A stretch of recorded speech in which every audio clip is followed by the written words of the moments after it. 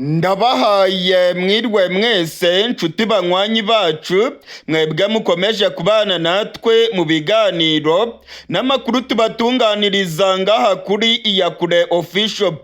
Iyakure Official ni imboneshakure imwe rudende ibashitsa ko amakuru yizewe, amakuru atosoye, amakuru aba yatogojwe n'itsinda ry'abamenyesha amakuru b'inzobere mu karere k'ibiyaga binini, maze tukayabashikiriza mu buryo bwihuse. Turi kwigenekerezo rya 21 ukwezi kwa kabiri umwaka w'ibihumbi 2025. Abasirikare ba Sadek bafashwe na M23 mu mujyi wa Goma barimo gutakambira ibihugu byabo ngo bibafashe bave muri Kongo. Abasirikare ba Sadek bafashwe na M23 mu mujyi wa Goma baravuga ko babayeho nabi cyane. Ibimenyesha amakuru byo muri Afurika y'Epfo biravuga ko abasirikare ba Afurika y'Epfo bari mu mujyi wa Goma babayeho nabi cyane mu buryo bukomeye, ngo barya rimwe ku munsi kandi ntago barimo kuronka amazi ahagije aho bafungiwe. Hari abasirikare bafungiwe hafi y'ikibuga cy'indege cya Goma, ndetse hari n'abandi basirikare bafungiwe mu kigo cya gisirikare cya Mubambiro. Aba basirikare ba Sadek bacungerewe umutekano n'abarwanyi ba M23. Ntabwo bashobora kwinyagambura ndetse nta nubwo bashobora gutembera.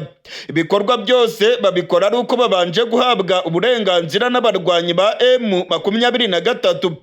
Ibimenyesha amakuru byo muri Afurika y'Epfo byavuze yuko bano basirikare ba Sadek bari mu mujyi wa Goma bari hagati y'urupfu n'umupfumu, ngo barimo kurya rimwe ku munsi, ngo barananutse mu buryo bukomeye ndetse inzara irenda kubica. Ibimenyesha amakuru byo muri Afurika y'Epfo birasaba ubutegetsi bwa Cyril Ramaphosa kwemera bano basirikare bakanyura mu gihugu cy'u Rwanda, maze ngo bakurira indege bagasubira mu gihugu cyabo cya Afurika y'Epfo. Gusa ubutegetsi bwa Afurika y'Epfo bwavuze ko aba basirikare badashobora guca mu Rwanda. Afurika y'Epfo ngo ibona yuko yabisuzuguritse mu buryo bukomeye. Afurika y'Epfo yasabye ko M23 yafungura ikibuga cy'indege maze bano basirikare bagakoresha ikibuga cy'indege cya Goma. Abarwanyi ba M23 nabo ntago babikozwa, bavuga ko iki kibuga cy'indege kidashobora gufungurwa kubera ko hari ibitwaro bitigeze bituritswa biri ku kibuga cy'indege. Amakuru arimo gutangazwa n'ibimenyesha amakuru byo muri Afurika y'Epfo aravuga ko abasirikare ba Afurika y'Epfo bari mu mujyi wa Goma rwose ngo bamerewe nabi cyane. Ibimenyesha amakuru birimo gushyira igitutu kuri Perezida Cyril Ramaphosa ngo abe yakwemera ko abasirikare ba Sadek banyura mu gihugu cy'u Rwanda bagataha mu gihugu cyabo cya Afurika y'Epfo. Inzira yonyine abasirikare ba Afurika y'Epfo bafite ni ukuva muri Goma bakanyura ku mupaka w'u Rwanda na Kongo, maze bakerekeza ku kibuga cy'indege cya Kigali, cyangwa se bagakomeza inzira y'ubutaka berekeza muri Uganda, aho bashobora gufata indege ibajyana iwabo muri Afurika y'Epfo. Hari amakuru yemeza ko Cyril Ramaphosa n'igisirikare cya Afurika y'Epfo bavuze ko kuba abasirikare babo batsindiwe mu mujyi wa Goma banyura kuri Grande Barriere bakinjira mu Rwanda, za kamera zirimo kubafotora, ngo byaba ari igisebo gikomeye cyane ku gisirikare cya Afurika y'Epfo. Ngo ni ikimwaro ndetse ni no gutsindwa guhambaye cyane. Icyo gisebo ngo ntago babasha kukirengera muri Afurika y'Epfo. Kugeza ubu rero M23 ndetse n'abaturage ba Goma nabo baravuga yuko abasirikare ba Sadek bari mu mujyi wa Goma bagomba kuva muri uyu mujyi vuba na bwangu. Hashize iminsi hari imyigaragambyo isaba yuko abasirikare ba Sadek batumuka bakava mu mujyi wa Goma vuba na bwangu. Abaturage bavuze ko Sadek ntacyo yaje kumara muri Kongo, kwigomba kuzinga utwangushye igasubira iwabo. Gusa ikibazo noneho gisigaye ni kimwe cyonyine, inzira yo gucamo kugira ngo bave mu mujyi wa Goma. Ikibuga cy'indege cya Goma kirafunze. M23 yavuze yuko idashobora kugifungura kuko piste yarangiritse, ndetse ngo hari n'ibitwaro bishobora guturikira ku kibuga cy'indege bitigeze bituritswa. M23 rero ikavuga ko kubera izo mpamvu ikibuga cy'indege kidashobora gufungurwa. Ubwo inzira yonyine isigaye ni ugukoresha umupaka wa Lac-Roniche, umupaka w'u Rwanda na Congo, maze bakinjira mu Rwanda bagakomeza berekeza mu Cyanika bakanyura muri Uganda, cyangwa se bagakomeza inzira ya Kigali bakanyura ku kibuga cy'indege cya Kigali. Abasirikare ba SADC bafashwe na M23 barabarirwa mu bihumbi. Amakuru aravuga yuko bari mu kigo cya Mubambiro ariho M23 ibacungereye umutekano. Amakuru yizewe aravuga ko ari imfungwa z'intambara. Bameze neza nk'imfungwa z'intambara kuko nta burenganzira bafite bwo kuva muri kiriya kigo cya gisirikare. Ibyo bagiye gukora byose babikora ku bw'imbabazi ndetse n'impuhwe za M23. M23 niyo ibashyira ibipfungurwa. M23 niyo ibagenera amazi. M23 niyo igena imibereho y'abano basirikare ba SADC. Ni ukuvuga rero ko bafunzwe ndetse ko nta bwinyagamburiro bafite muri uyu mujyi wa Goma.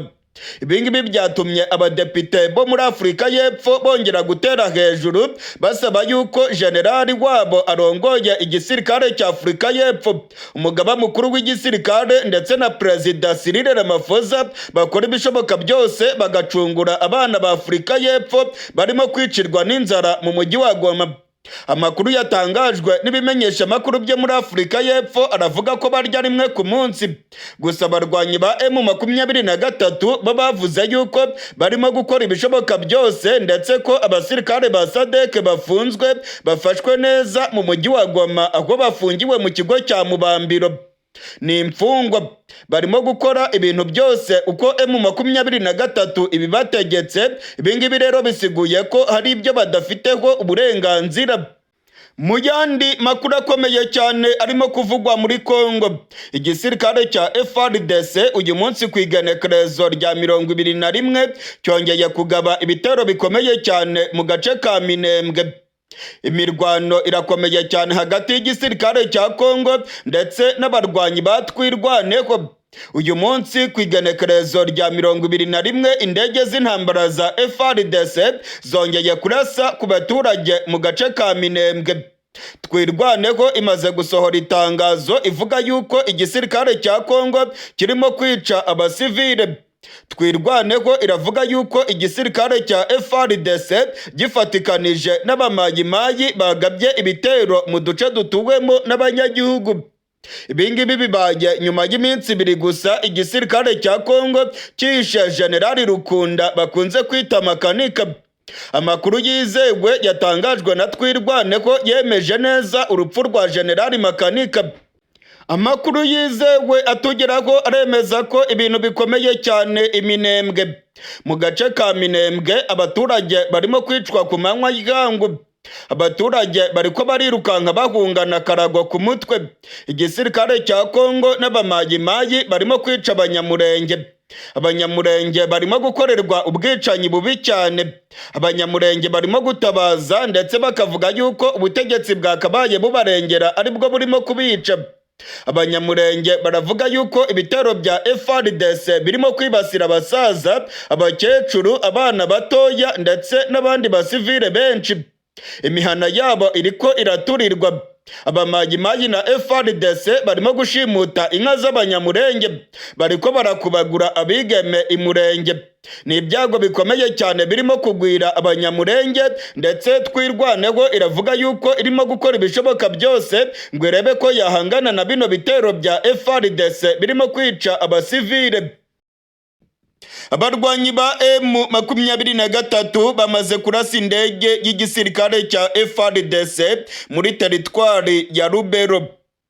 Ndasubiramwo. Abarwanyi ba M23 bamaze kurasa drone y'igisirikare cya FARDC muri teritwari ya Lubero. Kuva mu gatondo k'irigenekerezo rya 21 urugamba rwongeye kwambikana muri teritwari ya Lubero. Imirwano irimo kubica bigacika. Abarwanyi ba M23 barimo gusatira santere ya Lubero. FARDC nayo irimo gukoresha indege z'intambara irasa ku barwanyi ba M23. Kuva mu gatondo k'irigenekerezo rya 21 igisirikare cya Kongo cyakoresheje indege z'intambara zirimo Sukhoi Su-25, indege za kajugujugu ndetse na drone z'intambara z'igisirikare cya Kongo. Izi ndege zarashe ku barwanyi ba M23 bari bageze mu birometero 10 gusa basatira santere ya Lubero. Habaye ukurasana gukomeye cyane ndetse abasirikare ba Kongo barwanira ku butaka bo rwose bamaze guhunga. Nta musirikare wa Kongo ukirimo kugaragara muri santere ya Lubero, bose bamaze guhunga berekeza muri santere ya Butembo. Amakuru aremeza yuko abari barongoye urugamba ku ruhande rwa FARDC bamaze kujya mu mujyi wa Butembo, ndetse ko muri santere ya Lubero nta musirikare n'umwe w'umuzarendo cyangwa se FARDC barimo kuhagaragara. Igisirikare cya Kongo kirimo gukoresha ibitero by'indege, ariko biragaragara yuko ntacyo biza gutanga kuko n'ubundi abasirikare bo ku butaka bamaze guhunga. M23 irimo gusatira santere ya Lubero. Urwamo rw'amabombe rurimo kurekurwa n'indege z'intambara za FARDC nirwo rurimo kumvikana mu micungararo y'igisagara cya Lubero. Mu gihe rero imirwano irimo kubica bigacika ndetse FARDC ikaba yakamejeje, ikaba yazanye indege z'indwanyi ku rubuga rw'imirwano. Inkuru imaze kumenyekana kandi irimo kwemezwa n'amasoko yacu muri Lubero iremeza neza ko abarwanyi ba M23 ku isaha y'isa 5:45 barashe indege y'igisirikare cya FARDC. Ni indege yo mu bwoko bwa drone. Amakuru aremeza ko drone nyinshi cyane z'igisirikare cya FARDC zirimo kumisha urufaya rw'amabombe ku barwanyi ba M23, ndetse iyi ntambara ikaba noneho yahinduye isura. FARDC irimo gukoresha indege nyinshi muri iyi mirwano. Abarwanyi ba M23 nabo barahiye ko baza kuzihanura. Abarwanyi ba M23 bamaze kuvuga yuko igisirikare cya Kongo kirimo gukoresha indege z'intambara mu kurasa mu duce dutuwemo n'abasivile. Abarwanyi ba M23 baravuga ko ibiriko birakorwa na FARDC ari ibyaha by'intambara. Amakuru tumaze kumenya aremeza ko inyubako z'abanyagihugu zirimo gusenywa n'amabombe arimo guterwa n'igisirikare cya Kongo.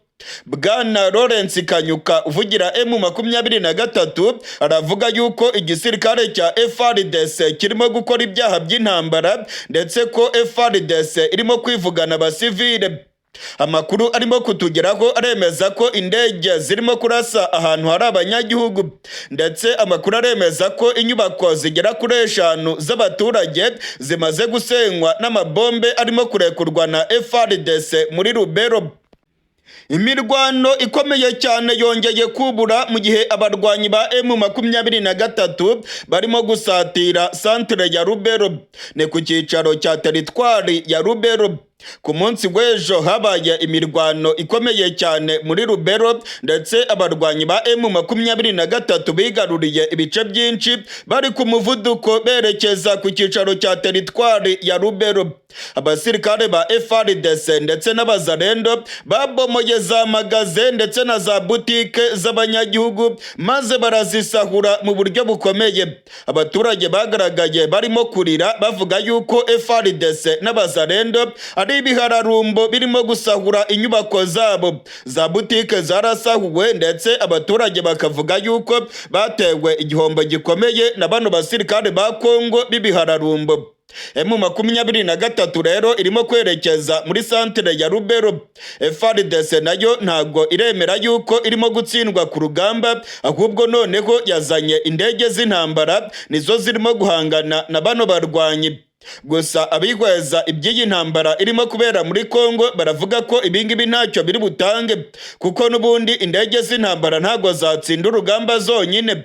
Abasirikare ba Kongo barwanira ku butaka bamaze guhunga, ndetse nta musirikare n'umwe waba wa FARDC cyangwa umuzarendo urimo kugaragara muri Lubero centre. Bisiguye ko n'ubundi ari amasaha make cyane M23 ikinjira hariya muri Lubero centre. Mu gihe rero M23 iri ku muvuduko yigarurira ibice byinshi, Tshisekedi wewe yabuze ayacira n'ayamira. Amakuru yizewe atugeraho aremeza ko Perezida Tshisekedi ibintu birimo kumukomerana cyane i Kinshasa. Tshisekedi ubungubu nta nubwo acyemerewe rwose kugenzura ibiriko birabera byose muri Kongo. Amakuru aravuga yuko abasirikare bakomeye bamaze kubwira Tshisekedi ko atagishoboye kurongora igihugu. Hari amakuru avuga yuko abasirikare bamaze kugumuka ndetse bakavuga ko inyifato ya Tshisekedi idashobora gutuma abasirikare batsinda urugamba. Abasirikare bakomeye muri Kongo barimo General Christian Chiwewe, General Chiko Chitambwe ndetse n'abandi barimo gushinja Tshisekedi ko ari umugambanyi arimo gukorana na M23. Tshisekedi ngo yanze ibiganiro na zino nyeshyamba ndetse ngo Tshisekedi biragaragara yuko ashyigikiye ko M23 ikomeza kwigarurira ibice byinshi maze ngo Kongo ikazacikamo kabiri. Hari abasirikare ndetse n'abategetsi bakomeye i Kinshasa bavuga ko Tshisekedi yaba arimo gukorera abampatsi ibihugu barimo gushaka gucamo Kongo ibice bibiri. Abategetsi bakomeye muri Kongo ndetse n'abasirikare baravuga ko Tshisekedi impamvu yanze ibiganiro na M23 ngo yaba yarabitegetswe n'ibihugu bikomeye birimo Leta Zunze Ubumwe za Amerika bishaka ko M23 ikora balkanization maze Kongo igacikamo kabiri. Hari amakuru rero avuga ko abajenerali batangiye kurakarira Tshisekedi mu buryo bukomeye ndetse bikavugwa yuko ashobora gukorerwa kudeta i Kinshasa. Amakuru aravuga ko Tshisekedi nawe ibintu bimaze kumurenga. Tshisekedi ubungubu ngo nta myanzuro ikomeye ashobora gufata kuri iyi ntambara irimo kubera mu buseruko bwa Kongo. Perezida Tshisekedi yagerageje gukora ibishoboka byose, azana SADC, yazanye abasirikare b'u Burundi ndetse azana abacancuro benshi ngo baze kumurwanira muri Kongo barebe ko bakubita M23, ariko byamutaye kuwa amazi.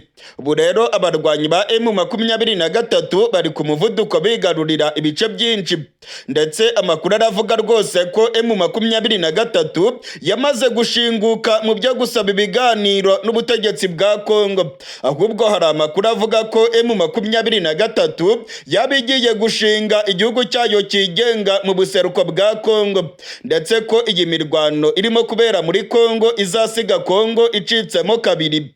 Abihwezi vya politike barabona neza ko Kongo igiye gucikamo kabiri, ibyo abakongomani bakunze kwita balkanization. Abarwanyi ba M23 ngo bafite imbaraga nyinshi, ntabwo rero ngo bazakomeza gusaba ibiganiro n'ubutegetsi bwa Kongo. Ndetse amakuru arimo kutugeraho aravuga ko M23 kugeza ubungubu nta biganiro na bike igikeneye ku butegetsi bwa Kongo, ahubwo ko irimo kurwana ishaka kwigarurira ibice byinshi maze ikaba yakwigarurira intara ya Kivu y'Amajyaruguru, Kivu y'Amajyepfo, intara ya Chopo ndetse na Maniema, ndetse bagafata na Tanganyika maze bagashinga repubulika yabo mu buseruko bwa Kongo. Hari amakuru avuga ko ibihugu bya rutura birimo Leta Zunze Ubumwe za Amerika byaba byinyegeje inyuma y'uyu mugambi wo gucamo Kongo ibice bibiri, maze abarwanyi ba M23 bagatangaza repubulika yigenga ya Kivu. Mu gihe rero M23 iri ku muvuduko yigarurira ibice byinshi ndetse ari nako yica benshi mu basirikare ba Kongo, abandi bagafatwa amatekwa, abandi bakirukanka bameze nka za bihehe zitaye urugamba, ubungubu Tshisekedi nawe akomeje gusaba ibihugu by'amakungu ko ngo byafatira ibihano igihugu cy'u Rwanda. Tshisekedi ashinja ko aricyo gifasha abarwanyi ba M23. Hari ibihugu by'amahanga byatangiye gufatira ibihano bamwe mu bategetsi b'u Rwanda, nka Leta Zunze Ubumwe za Amerika zamaze gufatira ibihano General James Kabarebe, umunyamabanga wa leta muri Minisiteri y'Ububanyi n'Amahanga ajejwe ubutwererane n'ubuseruko bwa Afurika. Amakuru aravuga yuko Leta Zunze Ubumwe za Amerika zavuze ko General James Kabarebe yagize uruhara mu gufasha abarwanyi ba M23 ndetse ngo akaba afite ijambo rikomeye muri iyi ntambara irimo kubera mu buseruko bwa Kongo. Majoro Ernest Ndayizeye Batazira Soreye w'igisirikare cy'u Burundi yatorokanye n'abasirikare 160 b'igihugu cy'u Burundi bajya mu barwanyi ba M23. Ndasubiramwo. Majoro Ernest Ndayizeye w'igisirikare cy'u Burundi bakunze gutazira Soreye yagiye muri M23 atorokanye n'abasirikare b'u Burundi barenga 160. Amakuru yizewe arimo kutugeraho aremeza ko ibingibi byabereye muri Kivu y'Amajyepfo mu gace ka Kavimvira kegereye neza umujyi wa Uvira. Amasoko yacu muri M23 aremeza aya makuru. Amasoko yacu mu gisirikare cy'u Burundi nayo aremeza aya makuru. Majoro Ernest Ndayizeye Batazira Soreye yahisemo kwihuza na M23 ndetse amakuru aravuga yuko yajyanye intwaro zose yari afite ku rugamba. Abasirikare 160 bari kumwe nawe nabo rwose bishikanye muri M23 mu gace ka Kavimvira muri Kivu y'Amajyepfo. Amakuru yizewe aremeza ko byabaye ku mugoroba w'igenekerezo rya 20 uku kwezi kwa kabiri. Majoro Ernest Ndayizeye Batazira Soreye ni umwe mu bakomanda b'igisirikare cy'u Burundi bari barongoye abasirikare muri Kongo. Majoro Ernest Ndayizeye abasirikare biwe bari mu gace ka Uvira ndetse bagerageje guhunga basubira mu Burundi. Ubwo bageraga mu gace ka Kavimvira ubutegetsi bwa Gitega bwababujije gukomeza berekeza mu gace ka Gatumba, ndetse amakuru dufite nuko ubutegetsi bwa Gitega ngo bushaka no kohereza abandi basirikare benshi muri Kongo. General Neva ntago aremera ko abasirikare biwe bagomba kuva muri Kongo, ndetse mwarabibonye ubwo umuvugizi w'igisirikare cy'u Burundi General de Brigade Gaspard Baratuza bamubazaga niba koko abarundi bavuye muri Kongo, yavuze ko ibyo bintu atari byo, ko abasirikare b'u Burundi bavuyeyo ahubwo ko abarundi barimo kurwana muri Kongo kandi ko biteguye gukomeza gufasha igisirikare cya FARDC. Amakuru dufite kandi yizewe ava mu gisirikare cy'u Burundi aremeza neza ko abasirikare b'u Burundi bagumutse bakavuga yuko badashobora gukomeza kurwana muri Kongo. Bamwe rwose baritahiye basubira mu gihugu cy'u Burundi. Imiduga myinshi yagaragaye irimo kuva muri Uvira ikanyura muri Kavimvira bagakomeza berekeza mu Gatumba mu gihugu cy'u Burundi. Abasirikare benshi bavuye muri Kongo, ariko amakuru dufite nuko Majoro Ernest Ndayizeye ndetse n'abandi basirikare barenga 500 batigeze bava mu gace ka Uvira. Bagumye muri Uvira, ndetse amakuru aravuga yuko aba basirikare bagiye rwose bavuga yuko batazatererana General Neva. Ubwo benshi bahungaga bava muri Uvira, Majoro Ernest Ndayizeye yagumye muri kariya gace. Amakuru dufite nuko abandi basirikare bagumyeyo bo rwose banakunganye na FARDC bagakomeza berekeza muri Karemi. Hari amakuru dufite yemeza ko abasirikare b'u Burundi barenga 300 bahunganye n'igisirikare cya Kongo bakerekeza mu ntara ya Tanganyika mu mujyi wa Karemi. Majoro Ernest Ndayizeye n'abasirikare barenga 160 bagumye mu micungararo y'igisagara cya Uvira. Ntabwo bigeze barwana na M23 ndetse nta n'ukurasana kwigeze kubaho. Amakuru yizewe aravuga ko Majoro Ernest Ndayizeye yavuganye n'abarongoye M23 ndetse akabasaba yuko yakwihuza nabo. Ni nako byagenze ku mugoroba w'igenekerezo rya 20 ubwo abarwanyi yararongoye bishikirizaga M23 mu gace ka Kavimvira n'intwaro zabo bakavuga ko biteguye gukorana na zino nyeshyamba. Majoro Ernest Ndayizeye Batazira Soreye yishikanye muri M23 ku bushake bwiwe. Yagiye kwiyunga kuri M23 n'abasirikare barenga 160. Ntabwo Majoro Ernest yigeze afatwa amatekwa. Oya rwose, ntabwo M23 yamufashe, ntabwo ari imfungwa y'intambara, ahubwo ku bushake bwiwe ku giti cyiwe yahisemo kujya muri M23 nk'uko amasoko yacu muri M23 arimo kubyemeza. Ibi ngibi rero ngo ni igihombo gikomeye cyane ku basirikare b'u Burundi, kandi ngo birerekana ko abasirikare b'u Burundi barimo kubibona ko intambara General Neva yabashoyemo ari intambara y'inyungu ziwe ku giti cyiwe n'umuryango wiwe. Abasirikare benshi b'u Burundi muri Kongo barishwe ndetse abandi benshi bafashwe matekwa. Hari amakuru avuga yuko ubutegetsi bwa Gitega bwagiye bwohereza muri Kongo cyane cyane abasirikare bo mu bwoko bw'abatutsi kugira ngo bajye gupfira muri Kongo. Aya makuru kandi yemezwa n'amasoko yacu mu gisirikare cy'u Burundi. Cyane cyane aya makuru akavuga yuko abakoze mu gisirikare cya kera mu Burundi aribo barungitswe cyane muri Kongo, kuko igisirikare cy'u Burundi ngo kirimo gushaka kubikiza, dore ko ngo babafata nk'abagambanyi. Abakoze muri ex-FAB ngo bafatwa nk'abagambanyi ku butegetsi bwa CNDD FDD, ndetse hakiyongeraho abo mu bwoko bw'abatutsi igisirikare cy'u Burundi cyagiye cyohereza muri Kongo kibizi neza ko bagomba gupfira ku butaka bwa Kongo. Inkuru yamaze kumenyekana rero mu gisirikare cy'u Burundi, ndetse amakuru twamaze kumenya tuyavanye mu masoko yacu yizewe, nuko Majoro Ernest Ndayizeye Batazira Soleil yagiye mu barwanyi ba M23 mu gace ka Kavimvira muri Kivu y'Amajyepfo. Amasoko yacu aravuga yuko aka gace ka Kavimvira karimo kugenzurwa n'abarwanyi ba M23, ndetse ko aba barwanyi ba M23 bamaze no gukandagira mu mujyi wa Uvira. Muri Uvira FARDC yarahunze, abarundi nabo bamaze kuva muri kariya gace, benshi basubiye mu gihugu cyabo cy'u Burundi.